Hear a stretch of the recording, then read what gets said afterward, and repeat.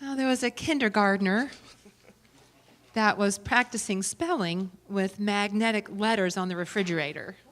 You know, cat, C-A-T, dog, D-A-D, and dad.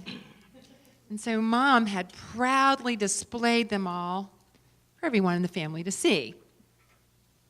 So one morning, while getting ready for the day, the little boy bounded into the room with his arms outstretched, and in his hands were 3 magnetic letters, G-O-D.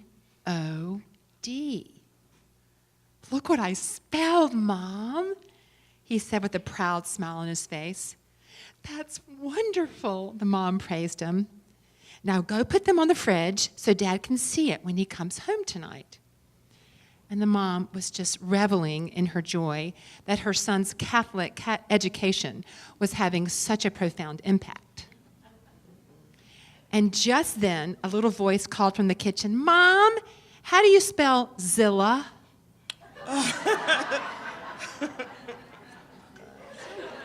Yeah. She's like,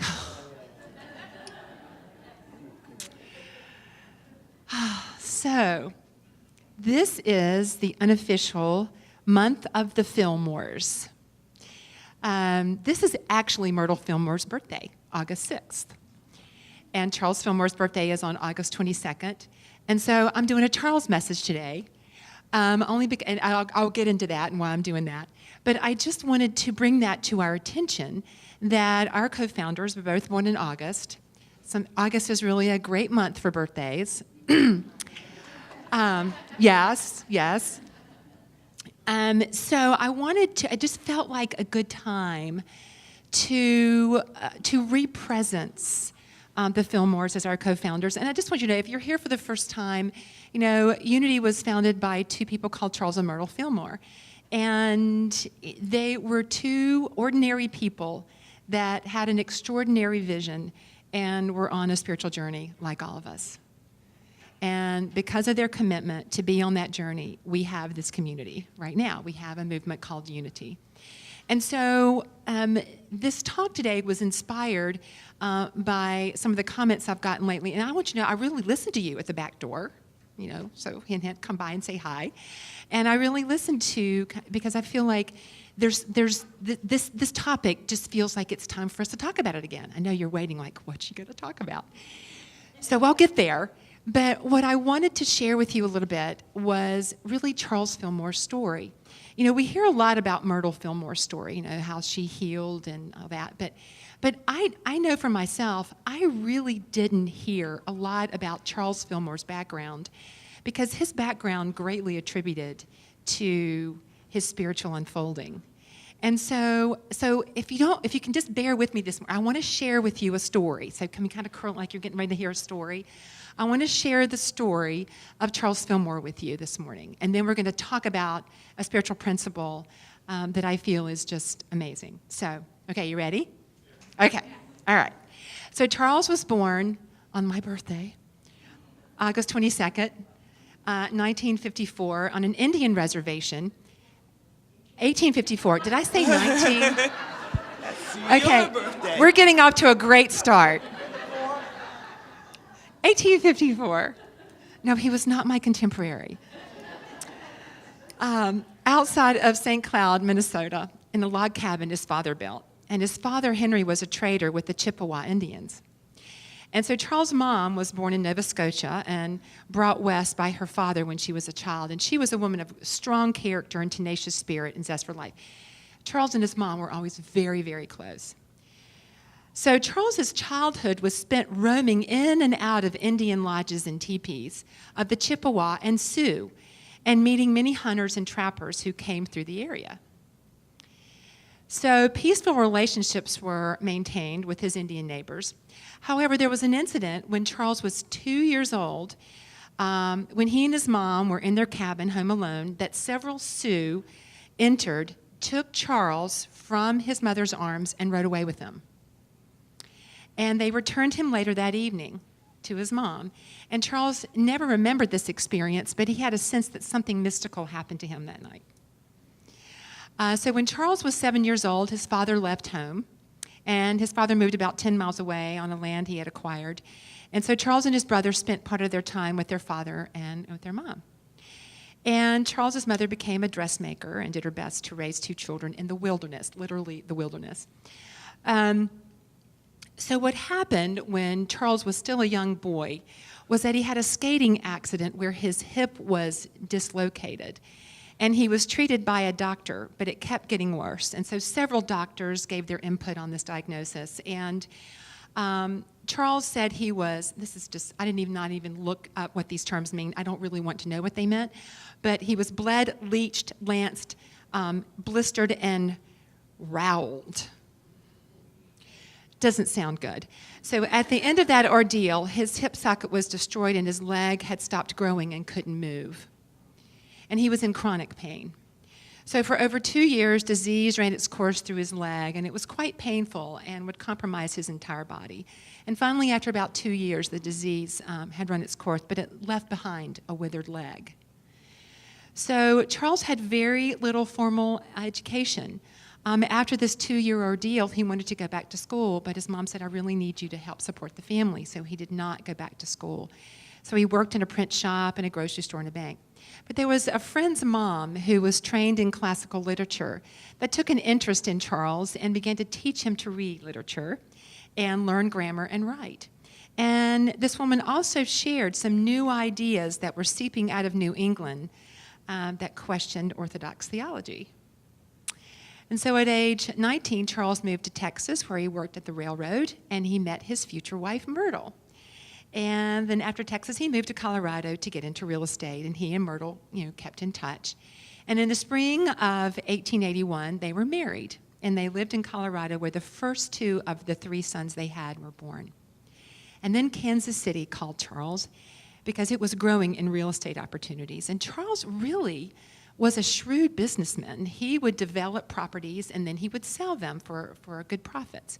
And it was there that his 3rd son, Royal, was born.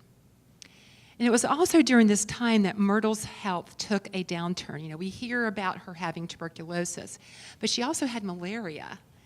And so, again, she attended that lecture by E.B. Weeks, where she heard, you are a child of God and you do not inherit sickness. And so Myrtle's life was changed forever. 2 years and much prayer later, Myrtle healed herself. So Myrtle had this experience of truth in a holy instant. She had a flash of inspiration that really, truly transformed her life. But see, Charles had a different mind. He described himself as a hard-headed businessman. And he saw these results, this transformation in his wife, and he couldn't help but be interested, but he was very skeptical. And he wouldn't take things on faith. He had a scientific mind. And so he began to question his wife's healing because he felt there had to be a reason for anyone to be healed. So he started questioning, the spiritual journey. When you start questioning and then you start getting all these books. He got all these books and read everything he could read. And he and Myrtle traveled to Chicago to study under Emma Curtis Hopkins from Christian Science. But there were many conflicting teachings, which were confusing and frustrating to Charles. And he wanted an exact science. And he knew he would have to discover that on his own. He had heard over and over about this omnipresent, omniscient, all-powerful God called Spirit that was supposedly within everyone. And so he goes, okay, so if there really is an all-powerful, omniscient, all-powerful, all-knowing God, then I've got to be able to communicate with that. And so he decided to go to headquarters. That's what he called it. And so he sat in the silence every night at a certain hour and tried to get in touch with this omniscient, all-powerful, all-knowing God. So he was not enthusiastic about it at all. He talked about a cold, exact, business-like approach to it. But he kept doing it every month. And he had heard all these affirmations from other people, and he goes, okay, I don't really get this. It's not really my truth, but I'm going to trust enough to take these affirmations into my quiet time and just repeat them over and over and over and over again. And so that's what he did. And all of a sudden, he started to feel the power of these affirmations. He started to just pay more attention and notice that there was this intelligence manifesting in his dreams. See, that's how the infinite, the divine, started to communicate with Charles, was in his dreams, because it could bypass the intellect, you see. And what he realized was that he had this real estate sale that he had had a dream about months before in great detail, and it completely manifested in every detail. And he's like, oh, there's something to this. And so the realizations was that turning within to the divine had the answers he needed. And so he started to really work with this energy in the quiet. He would go to headquarters every single night and sit in the silence and pray affirmatively and pray and pray and pray. And so he started to really see results in his life. The direction of his life completely changed. And it was during this time when the Depression hit that his income was at its lowest and having 3 children to feed, that he shifted his attention away from business and decided to publish a magazine called Modern Thought. Everybody thought he was nuts. He discovered his connection with his indwelling divinity and started practically applying those teachings in his life. And his chronic pain ceased, his hip healed and grew stronger, and his leg actually lengthened until in a few years he was able to release the steel extension he had worn since he was a child. Yeah. And so in the spring of 1891, Myrtle and Charles and a few students were meeting together one evening to pray. And as they were sitting in the silence, the name Unity flashed into his mind and was the name they had been looking for to call their work and what we now experience as Unity Village, Silent Unity, Daily Word, and Unity of Gaithersburg. Yeah, so Charles and Myrtle went on to lecture and teach and model in Charles's books. You know, Charles Fillmore never wrote a book. There's lots of books, but every book that has Charles Fillmore's name on it is simply compilations of his lectures. And if you want to have a blow-your-mind experience, curl up with the Charles Fillmore book. He was very intellectual, but that was just his way. And you will notice if you follow his teachings, how they start to contradict each other, which is so beautiful, because what that means is that Charles Fillmore was always open to evolving, always open to changing his mind about what he was learning. All right, so isn't that a great story? I love that, I know, isn't it great? So, one of my favorite books, compilations of Charles's talks, are Talks on Truth. I love Talks on Truth. And there's a quote in Talks on Truth that has always just moved me, and I wanted to share it with you today. And this is what it is. It is your mission to express all you can imagine God to be. If you can imagine it is possible to God, it is also possible to you. Okay. It is your mission to express all you can imagine God to be. Okay. He didn't say, it is your mission to believe all you can imagine God to be.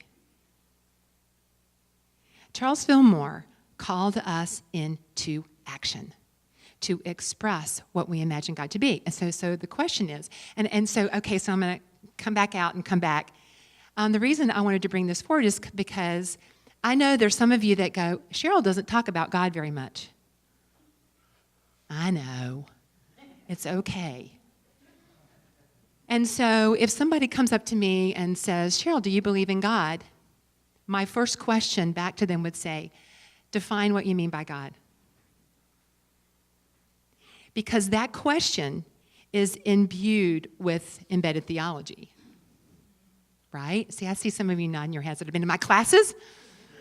Yeah. So, the opportunity that we have when we hear this quote from Charles Fillmore, it is your mission to express all you can imagine God to be. What do you imagine God to be? What do you imagine God to be? What is God to you? Now, in my Southern Baptist background, as you have heard, I imagine God to be vengeful and jealous and conditional and would favor some people and not others. Yeah, if I did good, then I was on the list. If I didn't, it was not good. Okay?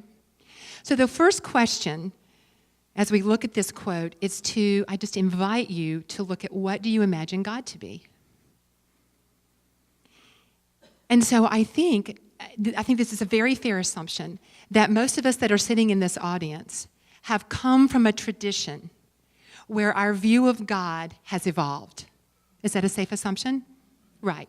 Now, there are some of you that have grown up in Unity, but most of Unity are people that have come from other faith traditions because it says, it's just like a pair of, a sweater that's too tight or a pair of shoes that no longer fit.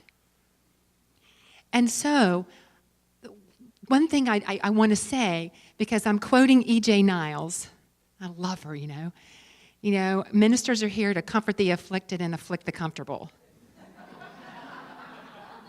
And so often, I have never been committed to any of us being comfortable on the spiritual journey. I love you. That, because what I get and what was modeled by Charles Fillmore was that Charles Fillmore was never comfortable on the spiritual journey because he wanted to keep evolving. He wanted to keep growing. He wanted to keep expanding his knowledge of what the divine really is. Because, folks, our journey to know the divine is our journey to know ourselves. He wanted to know what he could express. He wanted to know the wholeness and the fullness of what he was as a divine being. And of course, as we know, if you've read Charles Fillmore, he really thought that we could embody the Jesus teaching of rejuvenation, of how Jesus rejuvenated his body. Regeneration is what he called it. And he was very disappointed when he died. He was. But that being said, it's okay, that's great. That's Charles's journey. What's your journey? What's our journey? And are we on this journey of evolving our view of God so that we can evolve our view of ourselves? So that we can evolve what we are capable of expressing? Because folks, really, and I know you hear this, here at Unity, but you are truly a whole divine being. And we are only able to express what we can imagine we can express. What are you imagining? What are you holding? Are you holding limitation or are you holding infinite possibility? Are you holding wholeness? Are you holding abundance? Are you holding infinite life and joy and peace? Because see, Charles Fillmore never intended for us to have churches. What he intended was for people to come to his lectures and go back to being a Catholic or go back to being Episcopal or a Baptist or a Methodist and to stand more in their knowing of who they were in the midst of that tradition. To be what he called a better Methodist or a better Baptist. Yeah. So the point of this conversation today is for me just to remind myself and you of where are we in how we are imagining God? What do we imagine God to be? And the reason I don't use the word God often is simply because it has a lot of baggage for people sometimes. That when I say the word God, we can't help it, folks. Our embedded theology is cellular. My Southern Baptist is cellular. It's still there. And I appreciate it and I love it. And I have to also be mindful that in my current system of, I don't want anyone to say belief, because it's just embodying and allowing, that's not the view of God I really want. That's not how I want to express. Because in that old traditional view, there's some people that are divine and some people that aren't. It's very limiting. It's judgmental. It's not inclusive. It's not unity. And I think our world is calling more than any time in our history for us to embody an expansive view of the divine, because in that expansive view, we are expanding our view of ourselves and what we are capable of being, doing, and expressing. Yeah. So, this week, I just invite you to spend some time in the quiet, because notice the themes in Charles and Myrtle. They each spent time in the silence to have their healings. So I just invite you this week to spend some time in the silence of your being and just ask yourself, what is my image of God? And what is mine to do to possibly evolve that, to expand that view, so that you then can express more of that divinity that you are in the world? Remembering our search for God is our search for ourselves. All right, so take a deep breath. Yeah, all right. So let's affirm together. I am divinity expressing. Yes, you are. And so it is.